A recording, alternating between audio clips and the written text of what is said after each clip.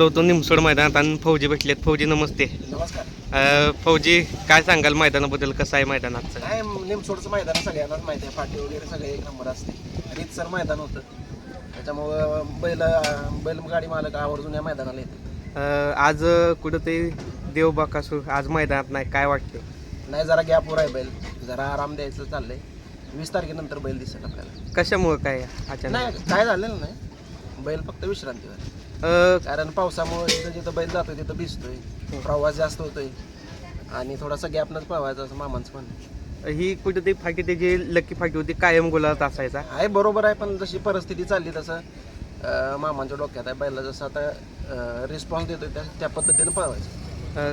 काय आज मनामध्ये काय आज? नाही, असायला पाहिजे होतं. आमची इच्छा असती प्रत्येक मैदानातच असावं बकासूर, देव आपला बघायला भेटला पाहिजे, पण त्याच्या पद्धतीनंच आता पळवायचं.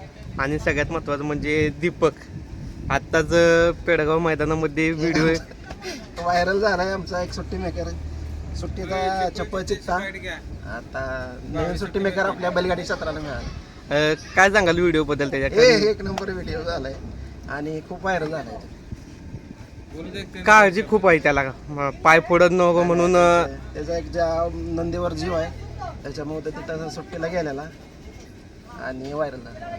कमेंट पण चांगले आहे त्यासाठी, कारण एवढी काळजी घेऊन तो बघत होता की बाबा पाय फोडाय का काय, फॉल होऊ नये गाडी, त्यासाठी. कारण नंदीची त्याला काळजी आहे, त्याचं लय प्रेम आहे त्याच्यावरती आणि प्रत्येक ज्या वेळेस तो खाली पाहायला जातो त्या वेळेस तो खाली असतो. एवढा फेमस झालाय, काय बोलाल त्याच्याबद्दल? एक खूप दिवसापासून त्याला ओळखतोय, लय इमानदार पोरगा आहे आणि त्याचीच जरा प्रतिक्रिया विचारा त्याला. काय वाटतंय तुला? काय नाही, आपण जी सगळी बघितली सुट्टी मेकर मोठ्या बैलांच्या पाठीमागं असते, पण जिथं गरिबांचं कोण नसतं तिथं मी आपला उभं राहतो. कसं असतं, मोठ्यांच्या बैला सोडा सगळी असते ती, पण गरिबांच्या बैलांच्या पाठीमागं कोण नसतं, त्यामुळं गरिबांच्या बैलासाठी मी आपला असतो कायम. व्हिडिओ बघितलेला तेव्हा काय वाटत होतं तुला पहिल्या? काय नाही, हे असंच आमचं ते पवन यादव आहे ते रवेकर, त्यांनी आपली व्हिडिओ टाकली माझी.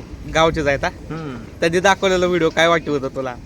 काय नाही, आपला ते पवन टाकला व्हिडिओ, मी म्हणलं कशाला आपलं टाकते, पण काय बाकीच्यांना वाटलं, त्यांनी आपल्या त्या व्हिडिओला लाईक करून कमेंट करून आपलं पुढं ते व्हिडिओ शेअर केला, त्यानंतर व्हायरल झाला व्हिडिओ तो जास्त आणि खूप फेमस झाला. कारण मैदानात आल्यापासून दीपक आवाज कंटिन्यू येते. हो, आता बैलाचे व्हिडिओ त्यामुळे व्हायरल झाल्यामुळे प्रत्येक जण आवाज देते, दीपक तुमचा व्हिडिओ व्हायरल झाला, तुमचा व्हिडिओ व्हायरल झाला असं म्हणते ते. पावसात भिजलेला होता त्या दिवशी? हा, पावसात भिजला, जरा पाऊस झालेला पेडगावच्या मैदाना दिवशी, तेव्हा भिजला, जरा शर्ट वगैरे भिजला, पाऊस भरपूर. सगळ्यात महत्वाचं म्हणजे कमेडी होते, खाली वाकून काय बघत म्हणजे काय चाललंय. काय नंदी, तो जो छोटा पांढऱ्या कलरचा नंदी होता तो पाय टाकाय बघत होता पट्टीच्या समोर, त्यामुळे तो बैल पाय टाकू नये म्हणून त्यासाठी मी एवढा वाकून वाकून बघत होतो, बैल पाय टाकतोय का, पाय टाकतोय का.